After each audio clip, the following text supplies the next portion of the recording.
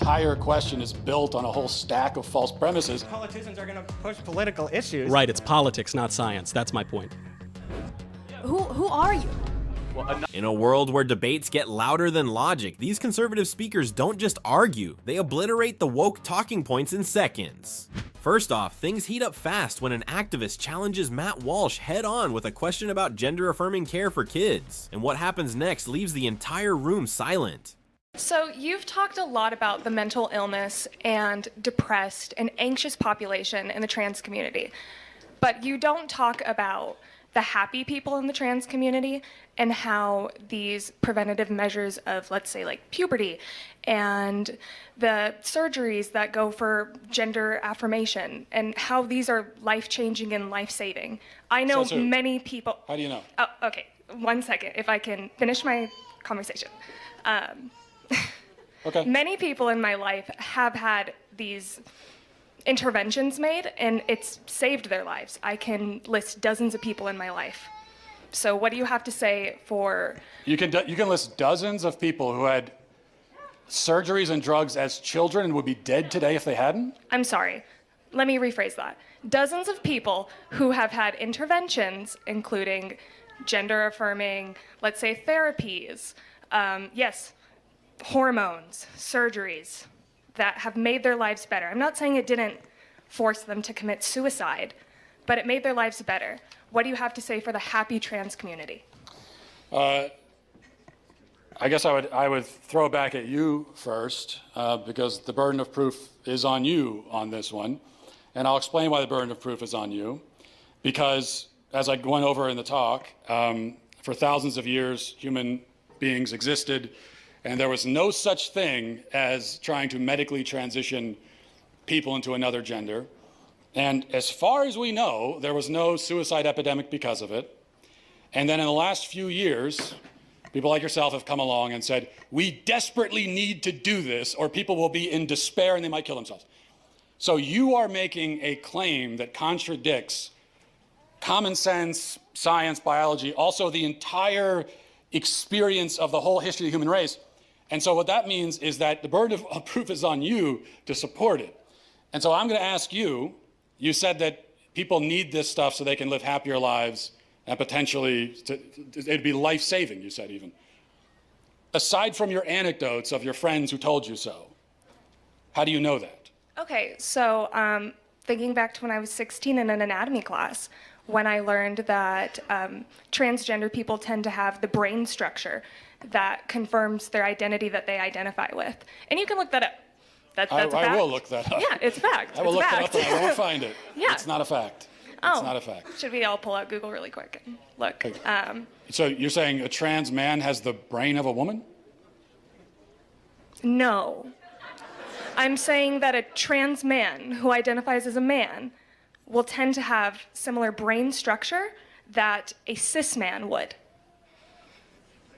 And where did you get that from? Look it up. It's literally, I'm telling you, I learned it from my anatomy class when I was 16. And I looked up the fact before I walked up here because I knew that you would ask. Not true, but it also doesn't answer the question. So let's try to stay focused on one false claim at a time if we can, because we might get bogged down.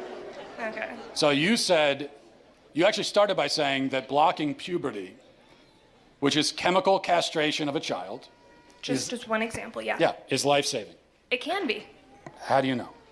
Because there are children who have been suicidal that have had these interventions made. What children? How do you know? And how many children have had that done Me personally, and then I are haven't still met suicidal? children. Me personally, I haven't met enough trans children to answer that question. Okay. But I know that the research exists. You're making this statement, you're stating it as a fact in front of all these people. There must be a reason, there must be something that you encountered that led you to this rather radical conclusion that to save a child's life, you have to chemically castrate him. Not every child. No, sir. Okay, well, that is what you just said. The drugs we give to kids for puberty blockers, so-called puberty blockers, originally are cancer drugs used to treat prostate cancer.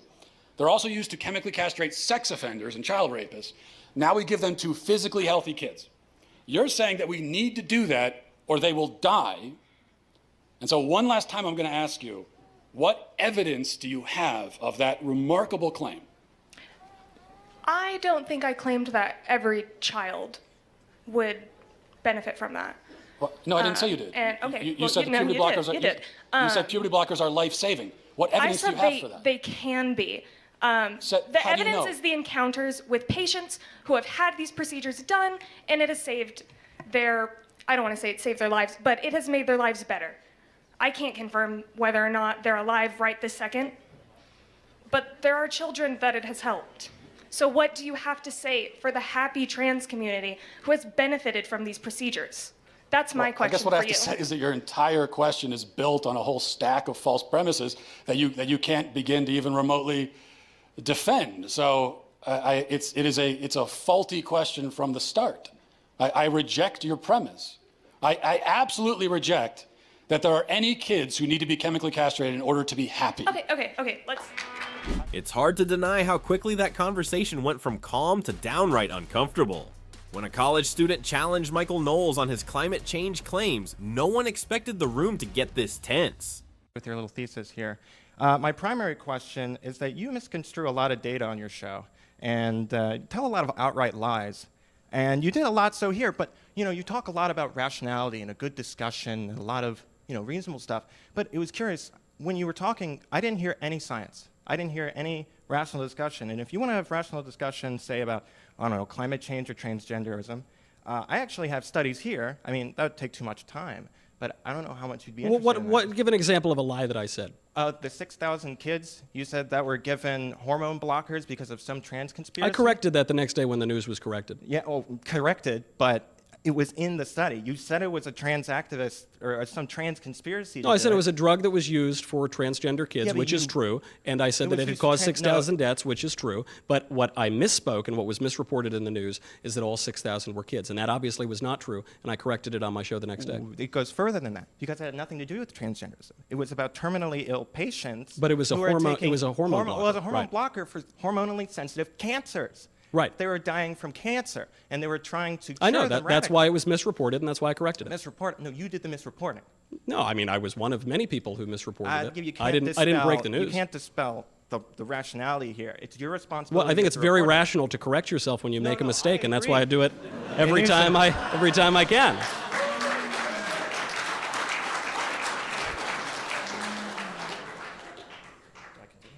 But I think it's your responsibility as a political commentator to a lot of impressionable young people here that you report accurately, and that's not the first I time. agree, and that's why when I do make a mistake, rare though it may be, I correct myself.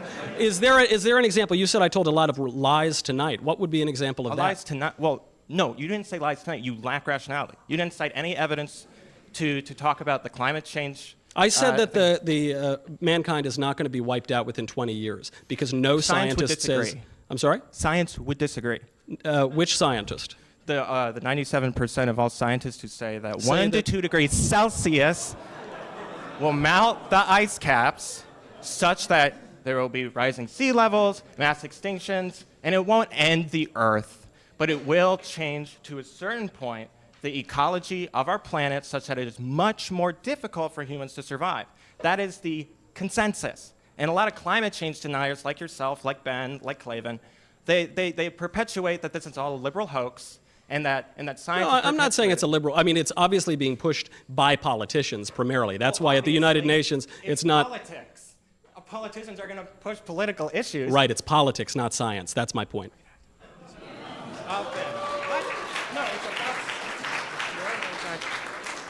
No, you take the science, and then you say, I don't disagree. Which study? You're not Because a what you're citing, that 97% number has been around for a long time. Al Gore used it in his movie. One issue with that is, first of all, science is not made by consensus. But second of all, the questions that were asked were such broad questions asked to a whole array of scientists, many of whom had no expertise in the climate whatsoever. So to use a consensus number, especially one that's so old and has been so manipulated by politicians, is, I think, not really getting to the point. We don't take polls to figure out scientific data. So if you think the world is going to end in 20 years, I thought you said that you thought so. It's going to change to a certain point such that human habitation will be more difficult and it will be vastly different. I'm not a doomsday, idiot. And it's not an old figure. It's ongoing. It's right now.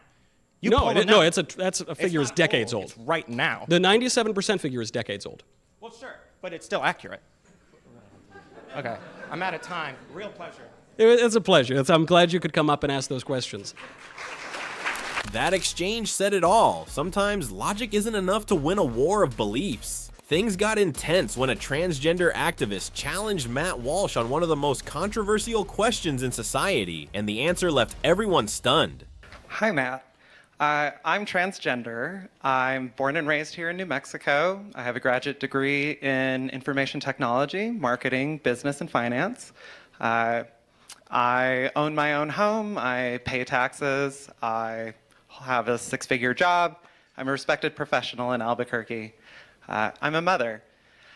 My life experience is that I'm an awesome person. I am well-liked. I'm responsible, and I think I'm pretty cool.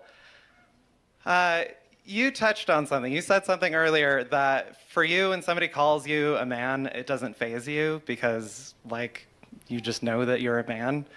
That was interesting to me because I feel the same way about my identity as a woman. My question leading up to this, you've asserted that no one would ever see me as a woman, that nobody would ever see or could see a transgender person as a woman, and yet I have dozens of friends from diverse backgrounds, women from the reservation, a woman from Japan, several immigrant women.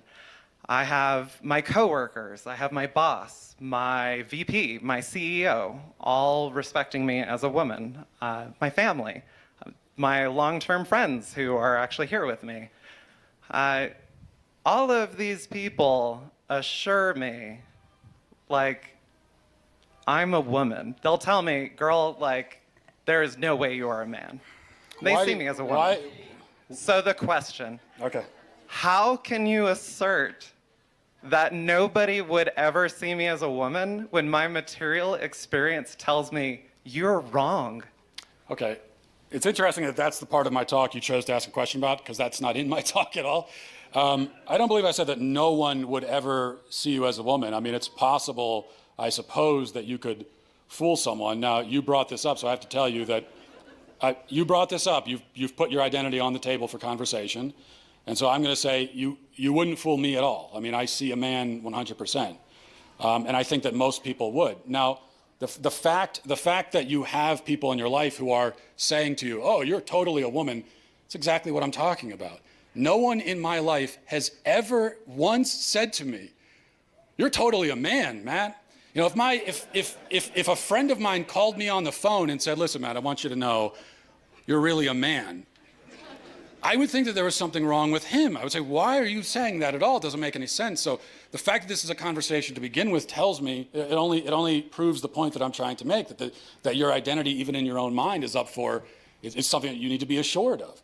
Now, what I would like to ask you, again, because you're standing here, and so you've brought your identity on the table for discussion. So how do you know that you're a woman? It was first when I heard transgender persons describe their experience in their own words, and this was only about 2 years ago.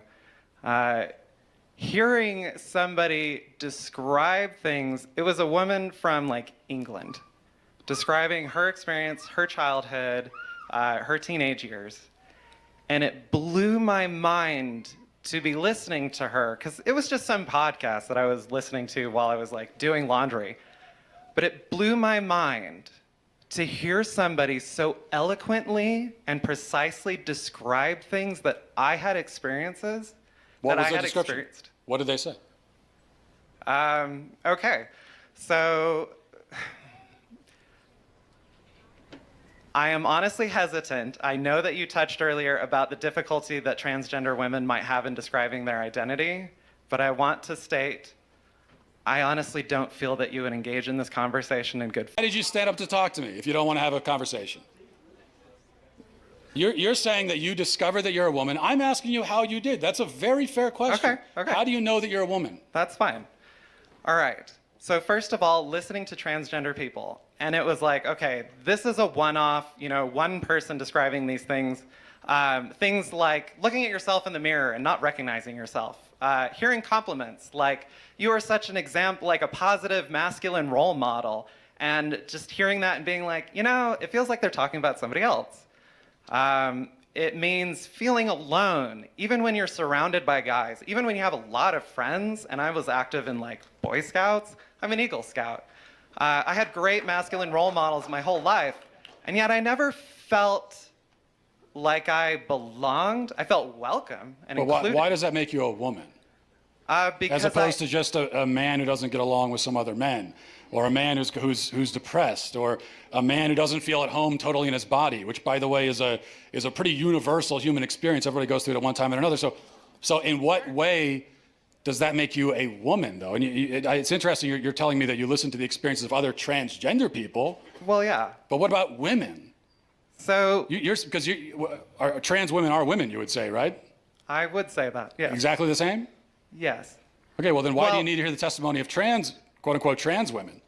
Like how you pick any actual woman in this room. In what way do you know that you belong in the same category as them? I know because they tell me. So here was the You need them to tell you what you are? women. Yes, I trust the opinions of the women around me. And if most women- It's incredible. You might try it sometime. If most women voted and said they don't see you as a woman, would you say I'm not a woman anymore? If who? If most women voted and said they don't see you as a woman, I'm going to trust the opinions of the people who've spent their lives with me. but you are relying on other people to tell you who you are, is what we're establishing. For context, I know you like to think, I know you like to say, everybody's rah-rahing and supporting transgender people, and yet they're still killing themselves, etc. But I'm standing here in a room full of people applauding you and asking questions like, how can I put out legislation here in New Mexico, you know, my home state I grew up in, to try to reverse transgenderism? I'm not safe. And it How are you not wasn't- safe? You just said you're standing in a room with people who disagree with you and you're perfectly fine. So how are you not safe? Okay, look, we're going round and round. You don't want to answer any of the questions. Maybe we'll end with this because we're talking about womanhood. So people can probably shout out the question I'm going to ask you right now. Okay, But you know that you're a woman. yes. What is that? So gender is a social thing. It only I don't want makes to hear sense that. What in is a woman? What is a woman? What is a woman? The word woman, define in the dictionary. Go. A woman is somebody who is included and respected and seen and participates in society, recognized by other women. If you speak with women, Circular definition. that's my whatever. Okay. All right. Okay. Thank you. Good. Wow, that was brutal. One question and the entire argument collapsed instantly. Moving on, we have a student who challenges Charlie Kirk on debating college kids. But the response? It's sharper than anyone expected. Do you feel proud of yourself for debating college kids who are unprepared to speak in front of an audience like yourself? Hold on. You're 30 years old. We can agree you're 30 years old, right? Do you think that's a little bit silly? Are you a voter? I am a voter. I'm a So registered I voter. vote and you vote. So I'm talking to voters of this country that will determine the future of Western civilization. That's what I'm doing here today. Yeah? Wait, hold on. How is it any different than a professor talking to you? Then a professor talking to you? Who are you? Well, important enough for you to come up to a microphone. He completely flipped the question, turning the spotlight back on the student. That was brutal. Next up, what started as a calm discussion quickly turned into a heated standoff when Michael Knowles clashed with a college professor who claimed that speech itself can be a form of violence. And things only escalated from there. Hello. You cited a list of statistics in your talk which you claim support the idea that illegal immigrants are dangerous or criminals. I cited a number of statistics that show that they commit federal crimes at a significantly higher rate than native-born Americans. Yeah. Okay. So what role do you think that structural racism and inherent bias has to play in those statistics? I don't think that the people who enter this country illegally are forced to do so by some sort of systemic racism.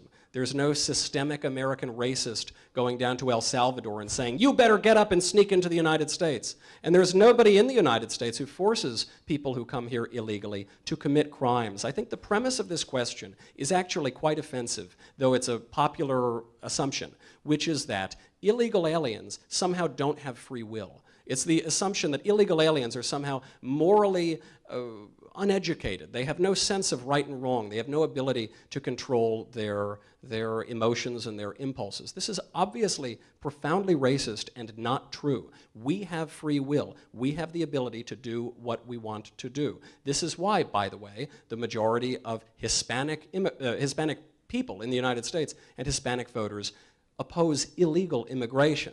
The races are exactly the same. The ethnicity is exactly the same. The question of crime is different because race does not determine your criminality. That's not what I'm saying. I'm saying that people of color are more likely to be convicted of crimes unfairly than white people. They're more likely to commit certain crimes, that's true. I don't think that's because of their race. I think it's because of aspects of their free will and perhaps of culture. That's not true. I'm talking about... That is true. I mean, what I just said is true. I'm not quite sure where you're getting your statistics from, and you choose from to the federal interpret government. Them. You choose to interpret from them the in your... Bureau of Justice Statistics and can I Department of talk? Homeland Security. Can I talk? Is that well, okay? you said you didn't know where I got my statistics from, and I'm telling you where I get them from. Well, it would have been nice if you could have let me finish my sentence. Anyway, I was answering your question. You are using your statistics for your own political agenda, and that's your prerogative. I'm citing statistics because they're true. I'm talking about the fact that I'm faculty here. I also support a protester in the back. What do you support specifically? Do you think that anti-immigrant rhetoric is violent free speech? Yes, because of the reasons You think that I'm speech is violence? No, I think that that's what that sign says. The conversation that you're having is oppressive. So I am oppressing people by what I'm doing. So I am exerting violence on people by my speech. That's what the sign says, and that's what you just said. It contributes to... And the protester is saying that's exactly what I'm doing, and she's saying that's exactly what her sign means. So that means that you, a faculty member at an American public university, paid for by taxpayer dollars, are conflating speech with violence. Yes. Speech can be violent. What you are saying contributes to systemic racism in this country. It means that my students of color are pulled over and accused of stealing a car when they did not. I'm not pulling anybody over for stealing I'm any not cars. saying that you I see many personally people did. of many different races in this room. They all seem to be doing just fine. I don't think any of them have felt violence because they listened to a lecture on basic facts about our immigration system. The question was, have I asked people in this room if they've felt as though some violence has been committed on them? No, I haven't asked, because no violence has been committed on you. Because violence is not a subjective feeling. Violence is an objective fact. I can objectively gauge whether or not someone has become violent. The other day, I was at the University of Missouri, Kansas City. Some protester attacked me with some weird chemical. That was an objective act of violence. But somebody disagreeing with me, such as some people in this room are doing, are not committing violence on me. And I would say to you, as a faculty member at a taxpayer-funded university, this is the foundation of liberal education. If you cannot understand that there is a difference between speech and violence, you don't understand anything that undergirds the liberal arts or liberal education. And that is a real shame. And I say this with all respect and with great distress for our universities. If our teachers don't understand the difference between ideas and violence, between speech and violence, then they are in no position to educate the next generation of Americans.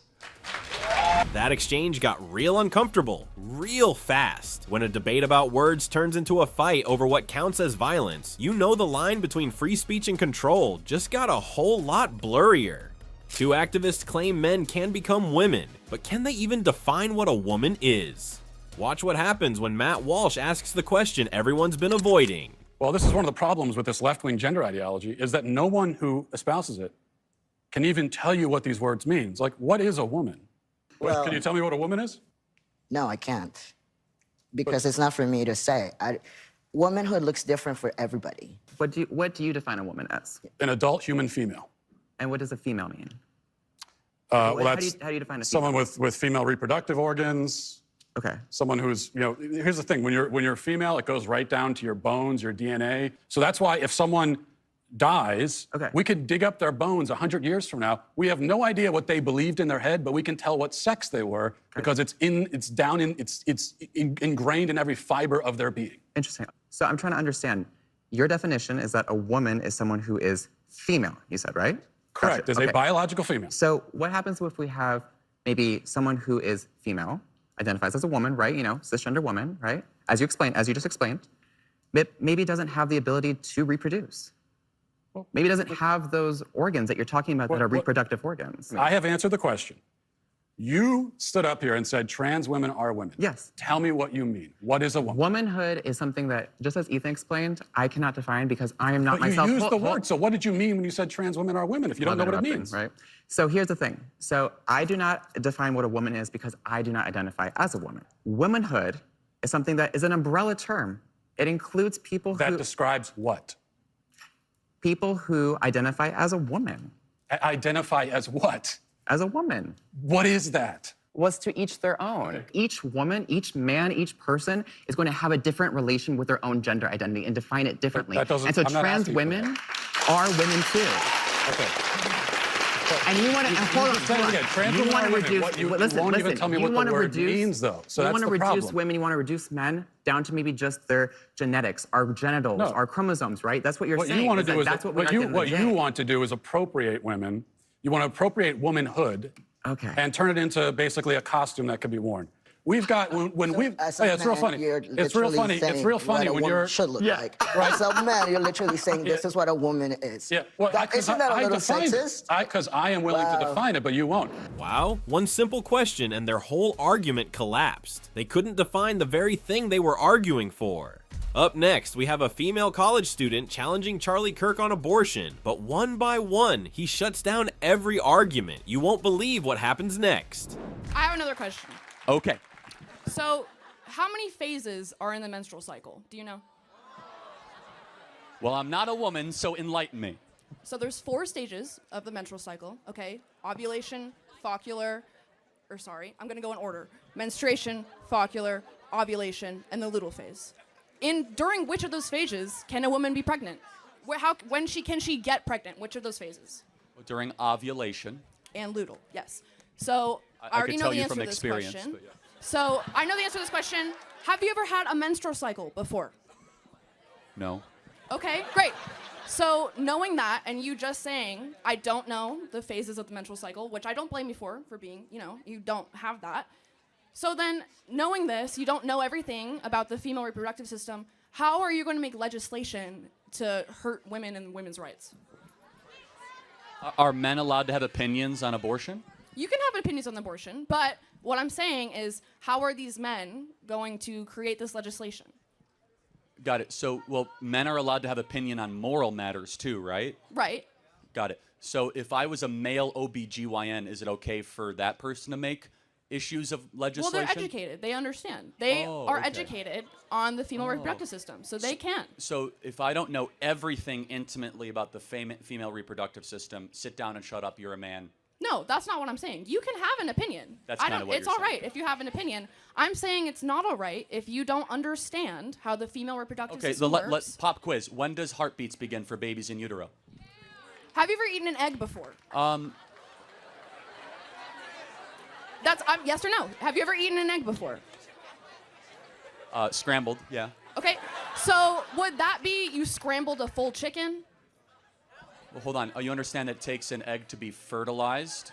Right. Uh-huh. Yeah. But your point, So, the whole so, point you're making well, is hold that on. So, a but no. baby... Since we're doing pop quiz on like human development, so when exactly do heart waves begin in utero? You know that, but you don't know the four Hold on, no, cycles. so tell me when heartbeat. I don't know. Okay, you don't know. No. So wait, hold on. So you're trying to say I know more about the woman reproductive system than you do? I am a woman, so yes. Yes. Okay. Well, but the point being is we could both go back and forth of like independent trivial facts when it comes to the woman's reproductive system. But here's something we all know, because God wrote this on the human heart of every individual, as it says in the book of Romans. We know deep down it's wrong to murder a baby. You're not murdering a baby. It's not a baby. Okay, well, let's play this out. What is it then? It is an embryo, which is not a baby. Well, okay, so it's a fertilized embryo. Correct, which right. is not a baby. So at what point does it become a baby? When it is born. Oh. You said it becomes a baby when it's born, Yes. then why would you have abortion limits before it's born? I thought it's just an embryo. So embryo rights? No, the embryo rights aren't a But thing. then because it's not where a would you person. draw a line for abortion then, and why, and under what moral standard? There are medical reasons not No, to have an no, abortion no, for that's full not the term. question. That's not Yes, the it is. question. You just asked me why would I not have an abortion full term for medical reasons. Okay, so at 29 weeks, the baby is nearly fully developed, can recognize the mother's voice, has a heartbeat, has brain waves. Is it okay to abort that baby? I don't like. It's not okay, but you're gonna say it's okay to have an abortion then. Like, I don't understand what you're trying to say. It's not okay to have an abortion ever? How Correct. about like 3 Yes. weeks in? Correct. No abortion. Correct. Why? Well, because your life started at conception. It did not, though. It Well- did not. Well, hold on. So let's play this out. So who are you as an individual? From your skin color to your eye color to your likes, your dislikes, from your temperament to your everything. I am not an embryo. I'm a person. Hold on a second. But it started with something called deoxyribonucleic acid. And your own individual DNA started at the point of egg and sperm meeting. That's where your journey started. And so from that point in particular, life begins. Not at birth, not at first words, not at first steps, but when your DNA, which is who you actually are. You are your DNA. Every one of your DNA cells is coded XX or XY. It's coded with all of your unique characteristics and attributes that we believe God individually curated for the rest of your life. That doesn't happen at 8 weeks or 10 weeks. It happens at conception. What happens if you need a medical abortion? If the mother Okay. will die if she does not get an abortion? So What's your stance on the that? only place where medical abortion is necessary is before 20 weeks, which is incredibly What if she rare. will die? What if the mother Hold will on a second. die? So let's take, for example, this is a very important question. Let's say it's 27 weeks, okay? And the mother will die. Why shouldn't, you could agree, why don't we just have the baby delivered by cesarean section? You know what a cesarean section is, right? Yes. What is a cesarean A section? C-section? Yeah, why wouldn't we just put the baby out by C-section instead of terminating it? Because if the mother will die, No, it's not safe but to you, do that. You remove the baby. I understand. Threat removed. I know what a C-section But is. it's actually safer than an abortion. So every time they say, this is for you guys, they say, oh, you need to have abortion for medical reasons, respond, then have a C-section. What if you're not able to have a C-section? What if you are on your deathbed, you need to have an abortion right now? Well, again, but And it's illegal. You guess what? can't, so you have Actually, to die. First and foremost, C-section is safer, C-section is quicker, and a C-section saves both lives. A C-section The takes... baby is already dead, you just said. No, but even... No. Hold on a second. You're saying if the baby's already dead, then it isn't even an abortion, right? Then you're talking about a removal of a carcass, which is a completely different medical operation. So you're saying that's okay if you're Well, having... If you're hold on. If you're removing a carcass of a baby, that is not an abortion, by definition. It's the same process. No, it's completely different. During an abortion, they actually inject the spinal fluid with cyanide poisoning as the baby squirms and tries to find its mother, and it is gasping for air of life. Have you ever watched an abortion? It is Have one of you? the... Yeah, actually I have. And I encourage every human being to watch one to know what you are fighting against. Because when you see abortion, you will have your life will be changed. That we allow the massacre of 1.5 million babies a year under the guise of woman reproductive health. He just exposed every flaw in her argument, fact by fact, point by point. This debate couldn't get any more brutal. And that wraps up another round where conservative debaters take the mic and leave the woke left speechless. Every point was dismantled, every argument exposed. If you thought this was intense, wait until the next debate. You won't want to miss it.